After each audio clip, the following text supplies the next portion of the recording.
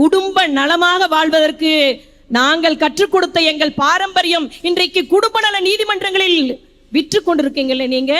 அதை தான் நாங்க கேவலமா சொல்றோம். காதல்னா என்னங்க? கண்ணடிக்கிறதுக்கு பேர் காதல் இல்ல, கையை பிடிச்சிட்டு வாக்கிங் போறதுக்கு பேர் காதல் இல்ல. இளமையிலே காதல் வரும், எதுவரையில் கூட வரும், முழுமை பெற்ற காதல் எல்லாம் முதுமை வரை ஓடி வரும். அன்னைக்கெல்லாம் இந்த மார்கழி மாச குளிர்ல எங்க வீட்டு பக்கத்துல ஒரு பாட்டி கோலம் போடுறாங்க. கோலம் பொடியத்தான் எடுத்தாங்க. அவங்க கோலம் போடல, கை நடுக்கத்துல அதான் உதிருது. அணு அறிவு என்பது என்னன்னா அவங்க பட்ட கஷ்டங்களை தொகுத்து சொல்ற ஒரு அழகான விஷயம். அது இன்னைக்கு தெரியாதனால தான் நிறைய பேருக்கு பாட்டி கிட்ட கதை கேட்காதனால தான் கற்பனை வளர்ச்சி இல்லாம போயிடுச்சு. காயிலே சுவைப்பதில்லை, கனிந்ததும் கசப்பதில்லை, நோயில்லா உடல் இருந்தால் 100 வரை காதல் வரும்.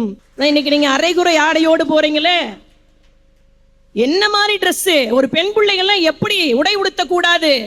இந்த கலாச்சாரம் பண்பாடு அந்த 20ல எங்க போய்கிட்டு இருக்குது? அதை எடுத்து சொல்ல முடியுதா?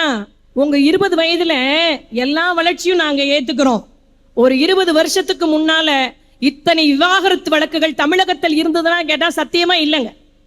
இத்தனை விவாகரத்து வழக்குகள் இருந்துதான் வளர்ச்சியை நாங்கள் எதில் வேணாலும் 20 ஏத்துக்கிறோம்.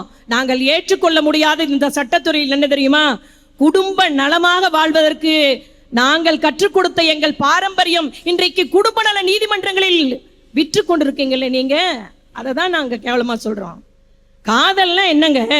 கண்ணடிக்கிறதுக்கு பேர் காதல் இல்ல, கையை பிடிச்சிட்டு வாக்கிங் போறதுக்கு பேர் காதல் இல்ல, கல்யாணம் பண்ணி வாழ்றதுக்கு பேர் காதல் இல்ல. அழகா சொல்லுவார் கவியரசர் கண்ணதாசன், இளமையிலே காதல் வரும், எதுவரையில் கூட வரும், முழுமை பெற்ற காதல் எல்லாம் முதுமை வரை ஓடி வரும்.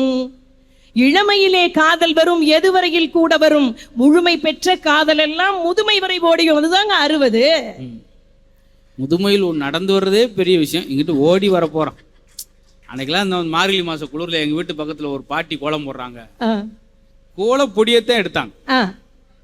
அவங்க கோலம் போடல, கை நடுக்கத்துல அதான் உதிருது. கடைசியில் பார்த்தா மாநகராட்சியில் பிளீச்சிங் பவுடர் போட்டு போயிருக்காங்க உள்ள நினைச்சு வீட்டுக்காரர் பார்த்துக்கிட்டு இருப்பான். அதனால ஆட்டோமேட்டிக்காக நடக்கும்.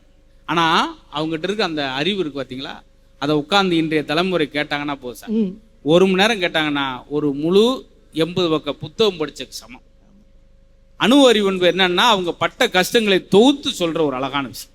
அது இன்னைக்கு தெரியாதனால தான் நிறைய பேருக்கு பாட்டி கிட்ட கதை கேட்காதனால தான் கற்பனை வளர்ச்சி இல்லாமல் போயிடுச்சு. சொல்லுங்கம்மா.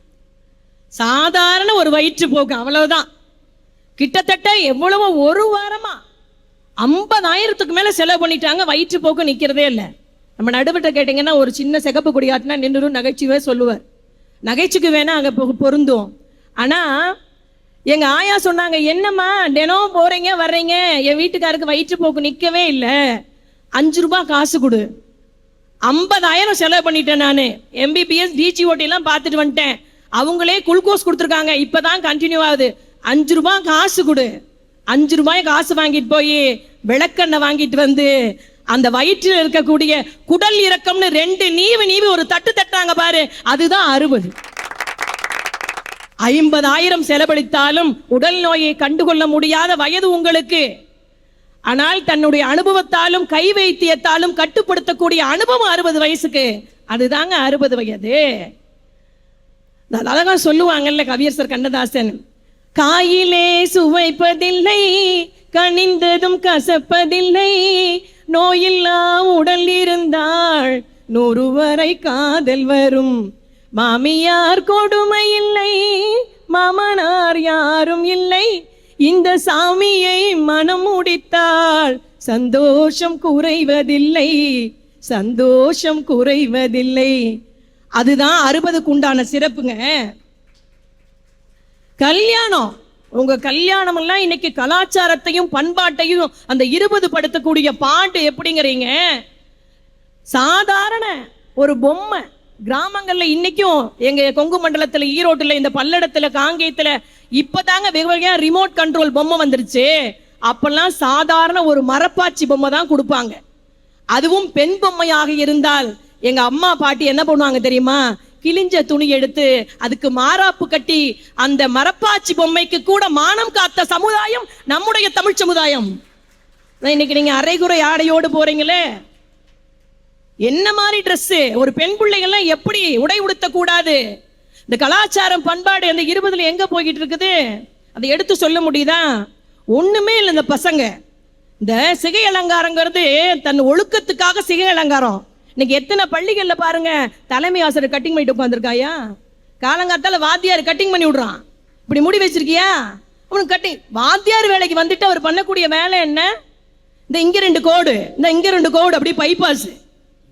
1,000 ரூபாய் சம்பாதிக்க முடியாத பகனுக்கு 1,50,000 ரூபாய்க்கு வண்டி வாங்கி கொடுத்து மகிழ்ச்சி படுறீங்களே, அவன் என்ன பண்றான்? இந்த வந்துட்டேன் 100ல முறுக்கு மாப்பிள, 120ல போ மாப்பிள அப்படின்னு போய் 108ல வந்துடுறானே.